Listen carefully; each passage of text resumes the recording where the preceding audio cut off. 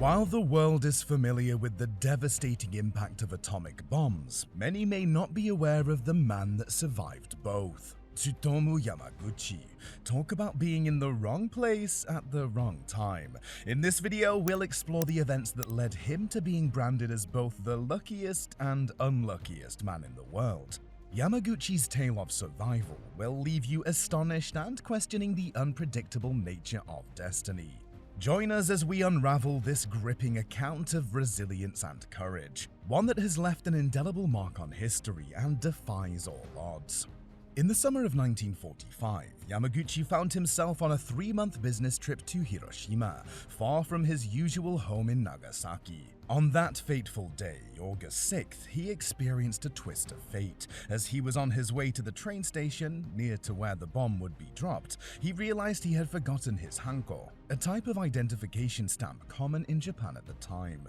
As he retraced his steps to retrieve it, this brought him approximately 3 kilometers away from the explosion. On his way back, the tranquility of the moment was shattered by the ominous drone of an aircraft above. As he glanced skyward, he witnessed an American B-29 bomber glide ominously over the city, releasing a seemingly insignificant object connected to a parachute. In the blink of an eye, the serene sky transformed into an inferno of blinding light, resembling a colossal magnesium flare. Reacting instinctively, Yamaguchi hurled himself into a nearby ditch, seconds before an ear-splitting boom engulfed the air. The force of the explosion swept him off the ground, spinning him like a human tornado, and finally sent him hurtling into the shelter of a nearby potato patch, all while his world crumbled around him. The explosion left Yamaguchi with unimaginable injuries. Blinded temporarily, eardrums ruptured, and severe radiation burns engulfed him. Nevertheless, his indomitable spirit pushed him forward, reuniting with his miraculously surviving colleagues. Unfortunately, others were not so lucky. Approximately 70,000 people perished in the explosion, with tens of thousands of others following in the coming months. In a daze, Yamaguchi wandered amidst the ruins towards what was left of the Mitsubishi shipyard. To his astonishment, he discovered his co-workers, Akiri Iwanaga and Kuniyosho Sato, miraculously alive amid the devastation. Together, they braved a restless night in an air raid shelter, seeking solace amidst the chaos. As the sun rose on August 7th, they resolved to make their way towards the train station, which was somehow still operating. Here, he boarded a train full of people with injuries similar to that of his own, and settled in for the overnight ride to his hometown Nagasaki. Meanwhile, the President of the United States, Harry Truman, made his famous speech, where he announced that the US had dropped the first nuclear bomb on Japan, and would continue with follow-up attacks, after which would come an invasion of mainland Japan, if they did not accept their terms. Yamaguchi's journey to Nagasaki on the morning of August 8th was nothing short of a harrowing ordeal. Limping through the devastation, he made his way to the hospital, where an unexpected twist of fate awaited. The doctor attending to him, a former schoolmate, was unable to recognize the severely burned man before him, and even Yamaguchi's family struggled to reconcile the sight of their loved one with the ghostly figure before them. Refusing to yield to his injuries, Yamaguchi's unyielding determination pushed him to rise from his bed on August 9th and stagger to work at Mitsubishi's Nagasaki office. As he recounted the horrors he had witnessed in Hiroshima to a company director, he faced disbelief and accusations of madness. The unimaginable seemed impossible to comprehend. How could a single bomb obliterate an entire city, his boss said. In the midst of this tense meeting, the world outside erupted once again, engulfed in an eerie, blinding flash. Reacting instinctively, Yamaguchi dropped to the floor, seconds before the shockwave pummeled the office, shattering windows and hurling shards of glass and debris through the room. Amidst the chaos, Yamaguchi couldn't help but wonder if the haunting mushroom cloud from Hiroshima had followed him to Nagasaki. The incredible survival story of Tsutomu Yamaguchi continued to defy belief, as he weathered the horrors of 2 atomic bombings and clung to life with an indomitable spirit that seemed untouched by the darkest forces of history.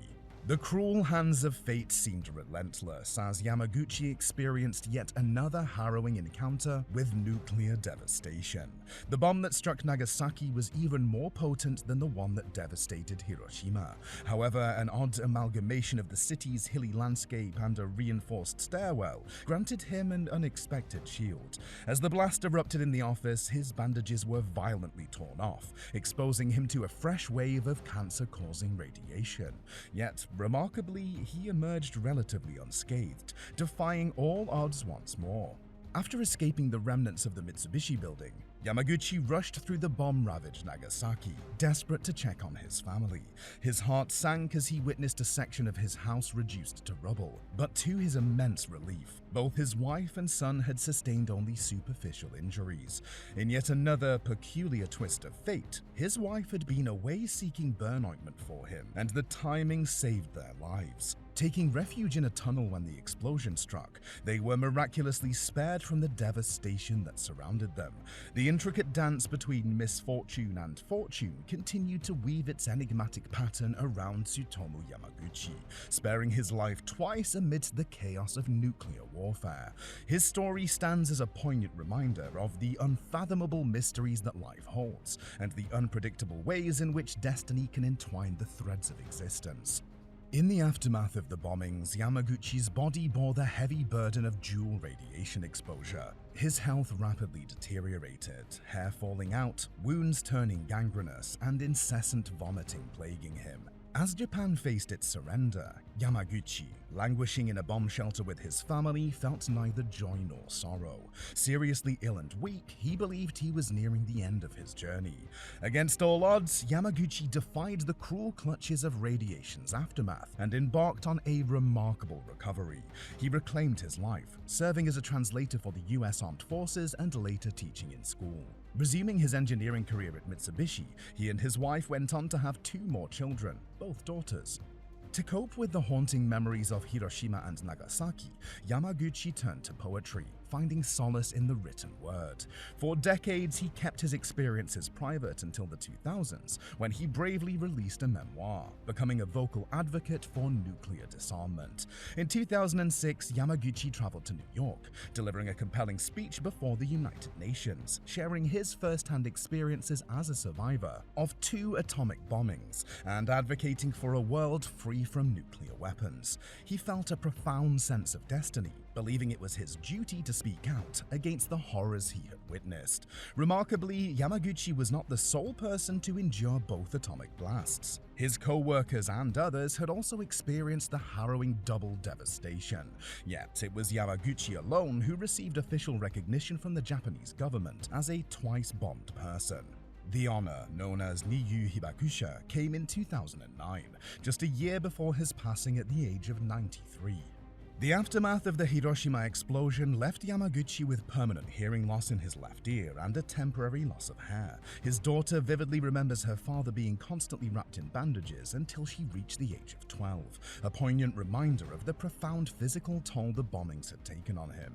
Despite these challenges, Yamaguchi managed to lead a relatively healthy life in the years that followed. As time passed, the insidious effects of radiation began to take their toll on Yamaguchi's health. He started experiencing radiation-related ailments, including cataracts and acute leukemia, undoubtedly consequences of the dual exposure to atomic blasts. Tragically, his wife also endured the devastating effects of radiation poisoning, caused by her exposure to black rain after the Nagasaki explosion. She battled with ill health for years before succumbing to kidney and liver cancer in 2008 at the age of 88. The heart-wrenching impact of radiation didn't end with Yamaguchi and his wife. Their 3 children also suffered from various health problems that they attributed to their parents' exposures to radiation. The somber legacy of the bombings had cast a long shadow on their lives, as they grappled with the repercussions of a past they had no control over. The story of Tsutomu Yamaguchi and his family serves as a powerful reminder of the enduring devastation of nuclear warfare. Decades after the bombs fell, the physical and emotional scars continued to haunt the survivors, leaving an indelible mark on their lives and the generations that followed. Their experiences stand as a solemn call for lasting peace and a world free from the horrors of nuclear weapons.